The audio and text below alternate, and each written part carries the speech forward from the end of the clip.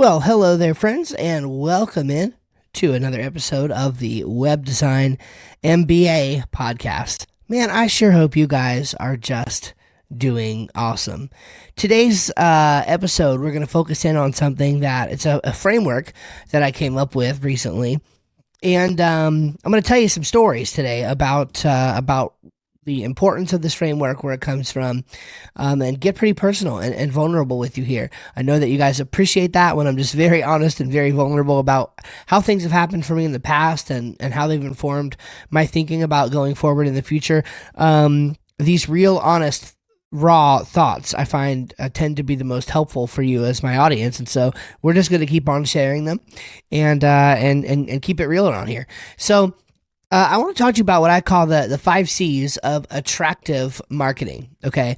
And really what's happening here is I'm trying to frame what I'm sharing with you in a way for you to understand it in the business that you're in as a web designer. The truth is that when I first started thinking about this framework, I was thinking about it in terms of creator businesses, right? Not businesses who are creating for the sake of selling more of their product or service. What I began to realize, though, the more that I sort of dug into it, was that we're talking about the same thing. If we're just being completely honest, the creator business is not really that different from how you should run your marketing in another kind of business, and we'll talk more about that in a little bit. Okay, the core of what we're talking about here is, like I mentioned, attractive marketing. And what I mean by that is attracting new clients to you instead of chasing new clients down. Okay. Now, most web designers end up with some form of attractive marketing anyway. It's just in the form of word of mouth, which is great because you don't have to pay for it. However, as many of you know, word of mouth marketing is just not very predictable. It's a very unpredictable thing. And, full disclosure, my business is no different. My business focuses, or rather I should say primarily gets, business from repeat customers and referral customers. And we do things to intentionally increase those, outputs. But, I would like to see us have a system that goes a little bit more in line with what we're talking about here today. So I'm not coming to you today with some guru on the mountain idea of, hey, I've done this is what we're doing, and you should do it too. Rather, what it is, it's a framework that I created to cut through some of the noise of what really matters in building a business that focuses on attractive marketing.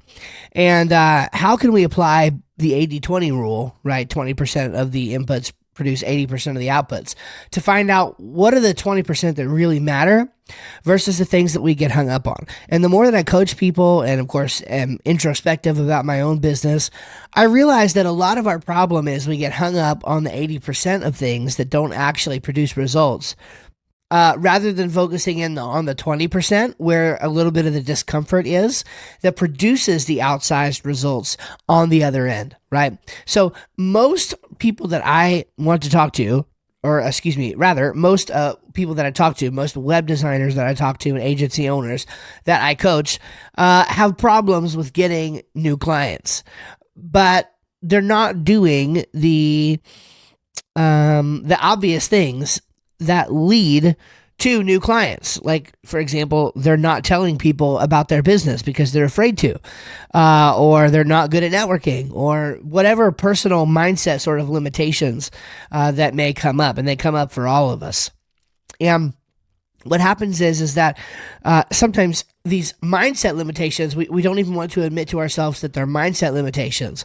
And so what happens is that our mind tells us a story about how we're limited by external circumstances and other things out there that prevent us from actually being successful in the ways that we want to. So as a result of this episode, I'm going to actually give you a very practical, super simple framework.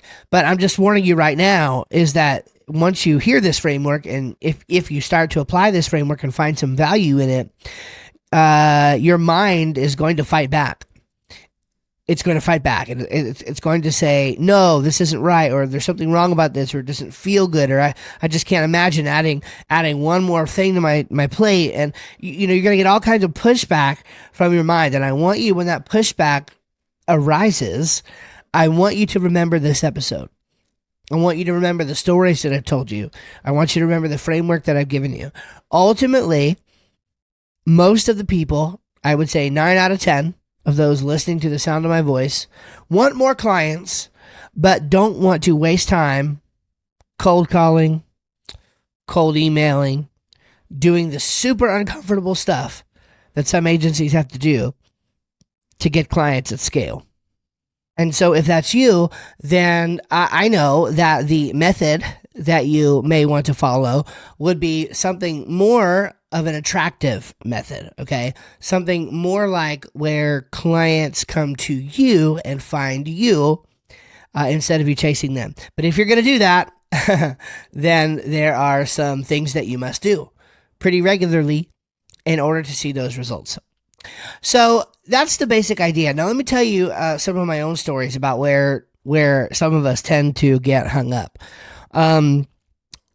For people like us, we are more technically proficient than the average bear. Would you agree with that?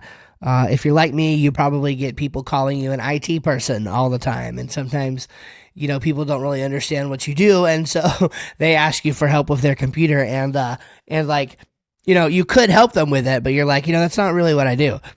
And maybe sometimes you get suckered into it anyway, like I do. Okay. But because we're more technically proficient, whenever we get an idea or we hear other people talking about things or whatever, our minds go to a place that other people's minds don't go to. And so again, I'm getting ready to tell a couple stories that are sort of outside of the context of web design per se, but I'm going to try to bring it all back. Okay. So I have long wanted a business that was subscription based and not client based. Okay. Basically subscription web design, or now the web design MBA, with the coaching and stuff that I do. Even the coaching is a little bit more one-on-one and client based, but for a while I had a group coaching program and I had some other things. And, I've long wanted a subscription program that was not directly attached to my time and that was fairly high margin. In other words, it didn't cost a lot of money to fulfill on the product. Okay. And that's just been a desire of mine, sort of background desire in the midst of sort of the other desires that I have. One of those, of course, being web design is something that I'm passionate about and good at. Another one of those things for me is ministry. Another one of those things for me is music. So I have a number of things where I could start and run businesses if I have enough time devoted to them. That could, at least theoretically, get me out of direct to client work. Now, I enjoy client work. I don't mind client work. I'm certainly not going anywhere. This business is not going anywhere for a while because it's what feeds my family.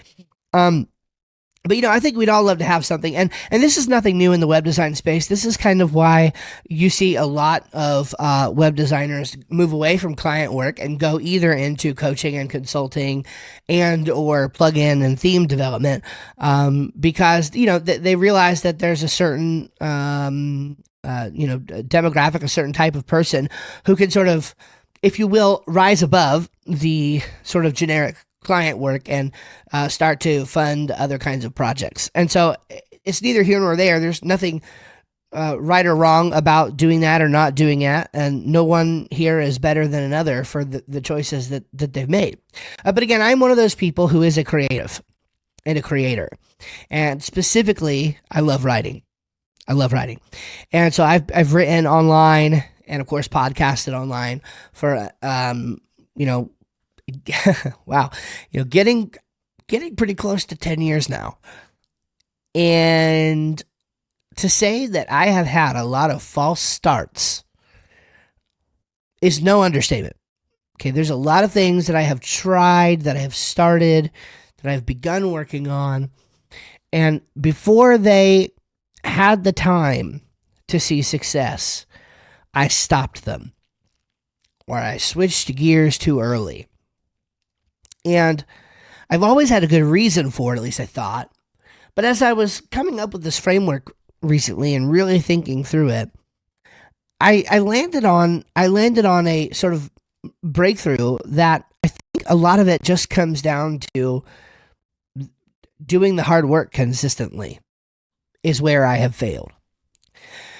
And by the grace of God, I have not failed to do that, at least in the big picture with my web design business. And so surprisingly enough, that's the thing that I do that is the most successful, because it's the thing that I've stuck with the longest and put the most work into and has worked the best, and I've just really seen it grow. And so a few years ago, I saw that newsletters were beginning to make a big comeback, right? You had this company who was relatively new at the time called Substack, and it was like, holy cow, they're doing something really interesting. They have a really cool publishing model. They revenue share with you. They make it really easy to do things. And you actually get to keep your email list if you ever leave, and lots of other benefits as well. And I saw this publishing model, and I'm going, great. Oh man, this is wonderful. It's like I have a way that I can like write and get paid for this thing. And it was really weird because it was just a few short years before that when newsletters were like on the way out. If you had a newsletter sign up on your website, it was like the dumbest thing ever. And then suddenly newsletters became cool again, right?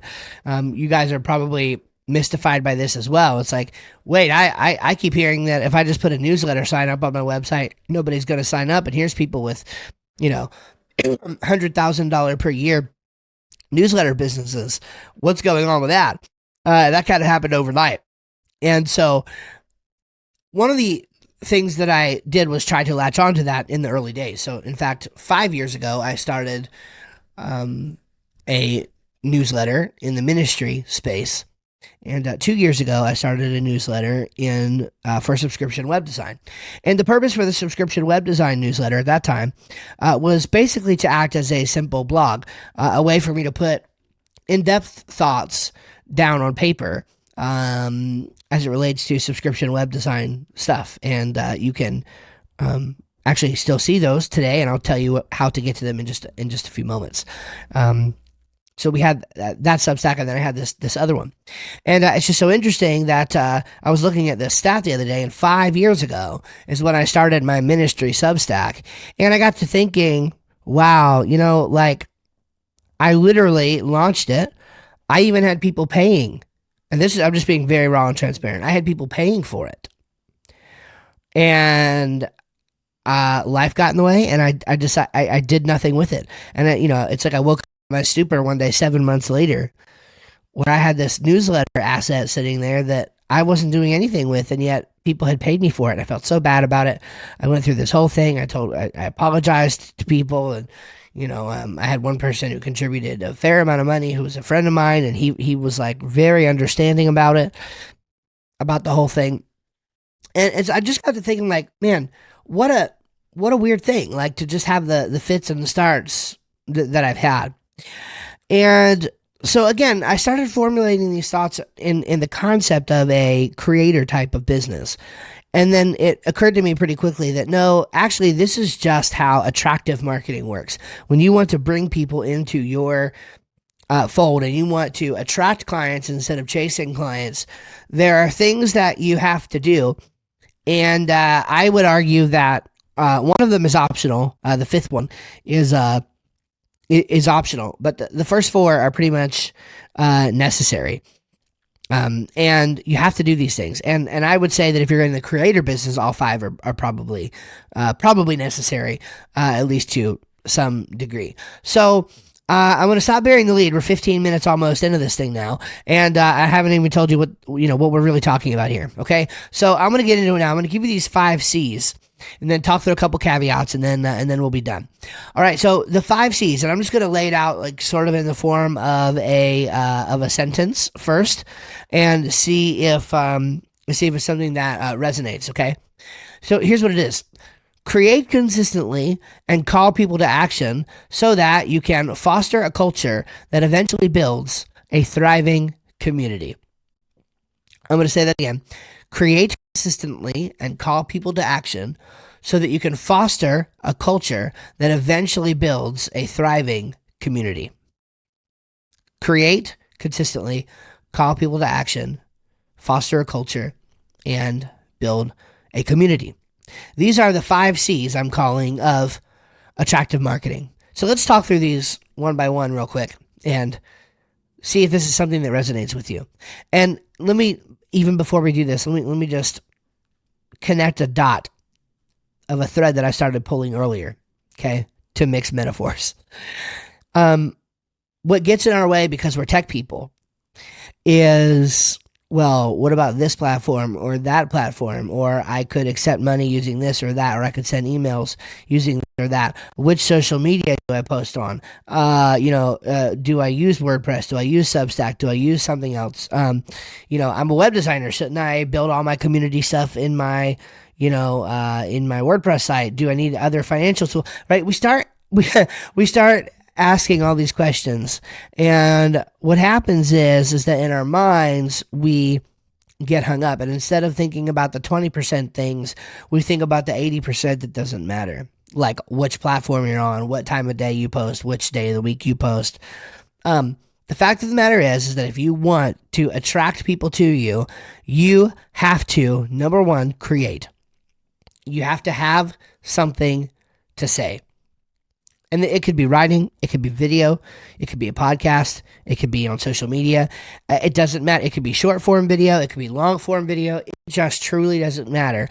But if you want to attract people to you, and let's just call it what it is, probably on the internet. I mean, if you want to, do this with local TV advertising or radio advertising, you can do that. We're experimenting with that. But likely we're talking about the internet. Okay? So create, have something to say. You can't attract people to you if you don't have something to say, to show people, to invite people in and say, look, we're here for you. We do this. Hey, watch out for this pitfall. Hey, let me answer this question for you. Okay, and again, this could be, your social media post. It could be your blog on your website. You could start a podcast. You could do something. You could start a local workshop in your town for business owners every month. But you have to be creating. You have to have something to say if you want people to hear you say it, so that they know you exist, so that they could possibly do business with you. Create. Okay, the second thing is consistently. Not only do you have to create and have something to say, but you have to do it consistently so you don't stop saying it. Okay. And number 2 here, this is where we all fall down. Consistency is the name of the game. I'm not saying that occasional breaks aren't okay. They are. As you guys know, I just came off the heels of a few months where I took a break. But I picked back up. I'm back at it, and we're doing it again. And now I haven't missed a week. So we're doing it consistently. We create, we have something to say, but then we don't stop. We don't stop saying it. We be consistent. Yes, it's awesome to build up a backlog, a library of assets, a body of work, if you will.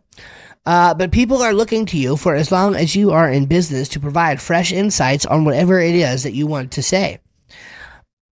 I think it's safe to say that if I stop podcasting, the Web Design MBA ceases to become a thing unless it's replaced by some other consistently created asset.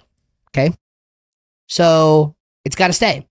You have to keep saying it. You have to keep writing. You have to keep podcasting. You have to keep doing your weekly, or rather like your monthly local gathering. If you're doing a weekly local podcast, you got to keep doing that. If you're doing a YouTube video every few weeks, you got to keep doing that. Consistency is how you win attractive marketing. And most of us fail, not because we don't have something to say, but because we stop saying it. Let's not stop. Start doing something, create, and then do it consistently. Now, here's the third one. And fewer people, I would say, drop off here, but a fair number do. Call to action. So have something to say, don't stop saying it, and you must invite them deeper. Call them to action. People don't want to move. There's an old sort of copywriting joke and trope, I guess I would say, that's something about like, look, people are not just waiting around for, this comes from the direct mail copywriting days. People are not just waiting around for your piece of mail to come flying in so that they can run enthusiastically to the mailbox and go pick the piece of mail up and open it and wave it around in the air like a golden ticket and have something that's asking them to send, for you to send them thousands of dollars and them actually do it. No, you have resistance. First of all, they're on the couch. They're comfortable. They're watching the football game, eating Cheetos. They're scrolling on their phone. And whatever it is that you want them to do has to be so compelling that it gets them to put the Cheetos down, stand up, go get their credit card and give you money. And so that's kind of the thought that needs to be going through your mind whenever you are doing attractive marketing. If you don't invite people deeper, they will not go deeper with you. You have to call them to action at some point. And I would argue that if you are in the boat where you have been creating consistently for a long time and still seeing no traction, then it's because you have failed to call people to action. What does call to action mean? It could mean anything. It could mean sending them an email that invites them to read a blog post that you've written. It could mean inviting them to a lead magnet to download. It could mean inviting them to a webinar or some sort of workshop. It could mean asking them directly, hey, let's do this. Let's get on this SEO plan. Let's get a new website built for your business. Let's do this audit or just whatever it is that you're selling them, right?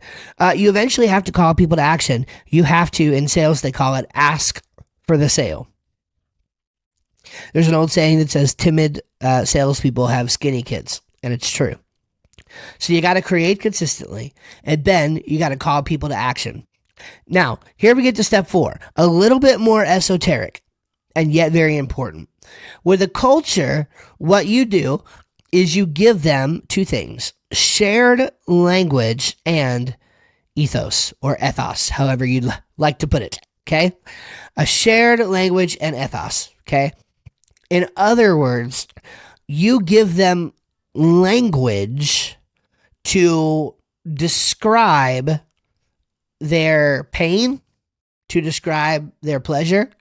You give them subconsciously even sometimes guidance for how you're going to interact with other people. What's an example of this? Let's take Divi. A lot of you are Divi users. It's a WordPress theme. Some of you aren't, but I am, and many of you are. And one of the things about Divi is Divi was really a game changer early on in sort of the WordPress community because people in the Divi community were sort of known for sharing.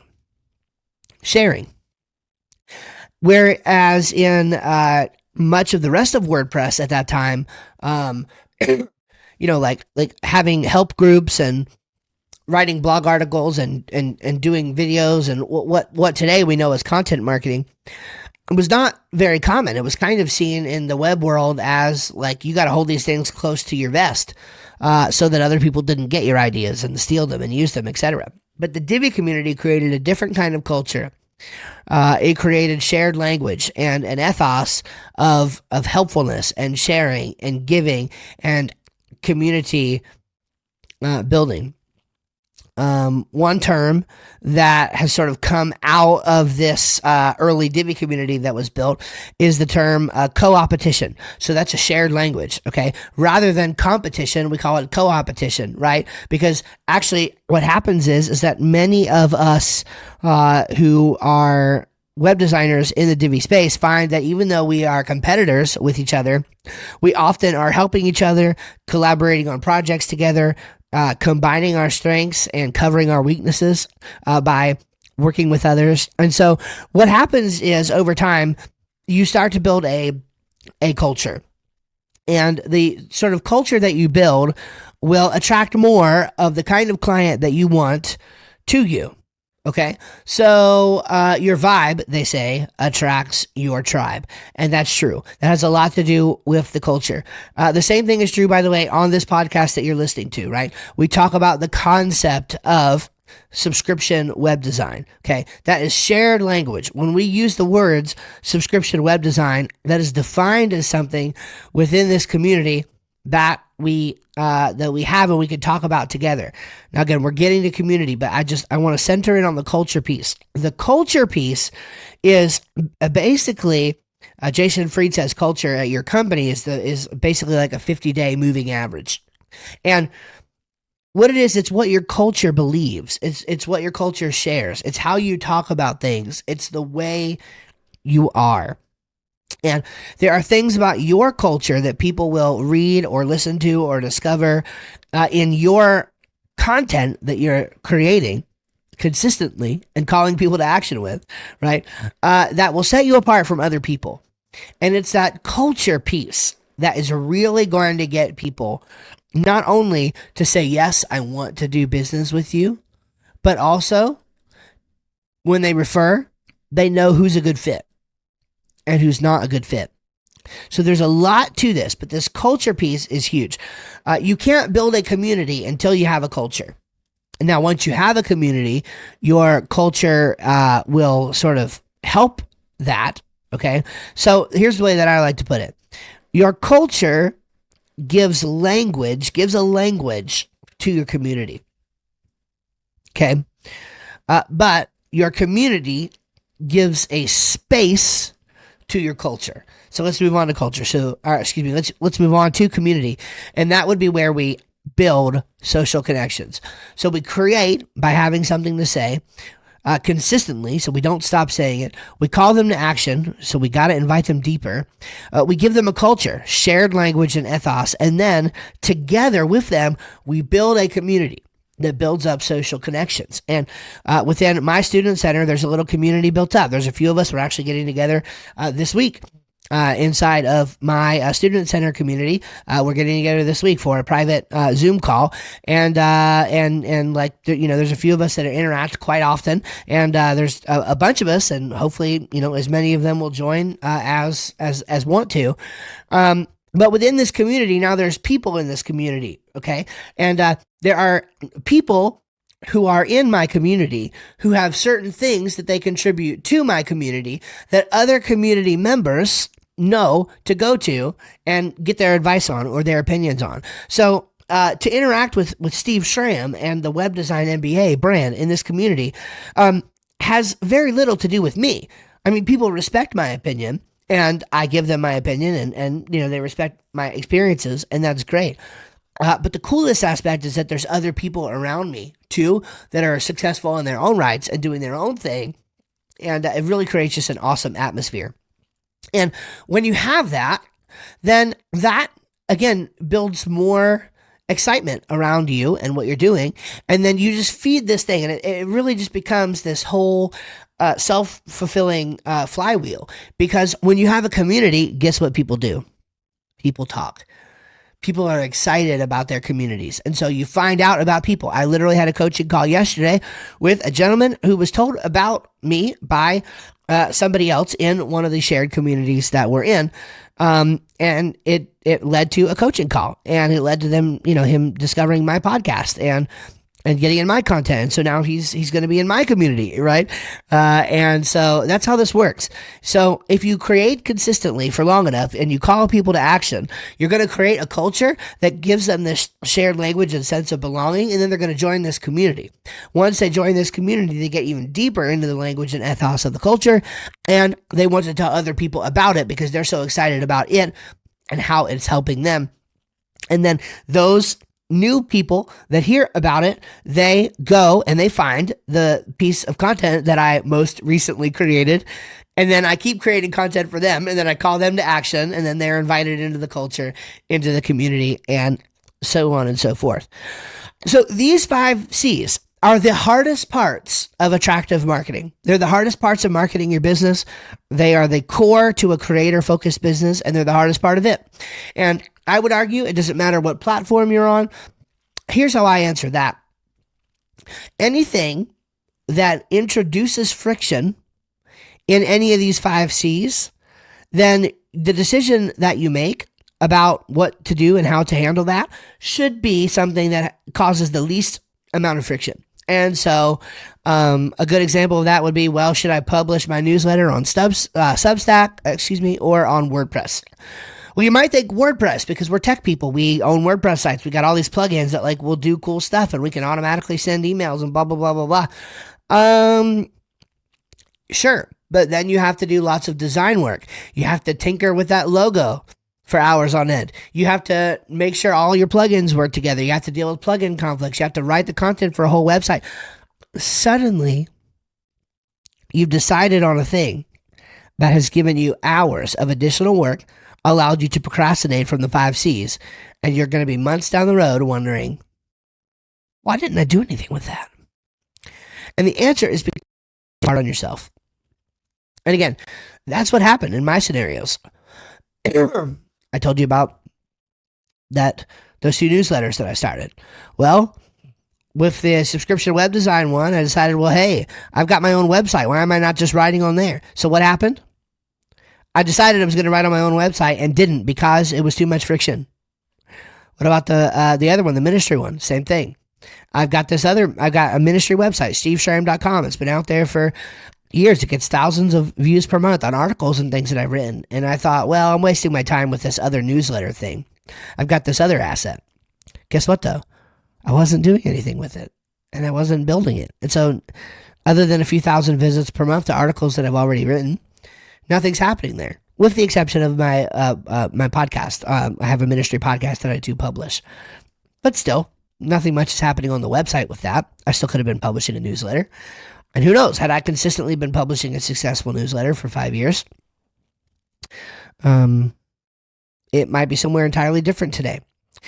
Now, let me give you a few caveats here as we begin to wrap this one up. I know this is a little long, but I'm very passionate about this, and I think it's important. Again, I'm using this example of a newsletter. It doesn't matter. For you, a newsletter might not be the thing. Totally fine. Who cares? Again, don't get hung up on the thing I'm talking about. Okay, I'm talking about the big picture idea of these 5C's. Okay. Now I know you think, but I'm just a web designer. Like, is this really for me? Do I really have to do all of this? Well, listen, I understand. Yes, you're just a web designer. But in today's world, you are also either one of two things.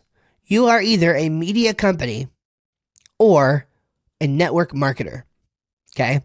And network marketing sometimes, is confused with or it's considered to be, the same thing as multi-level marketing.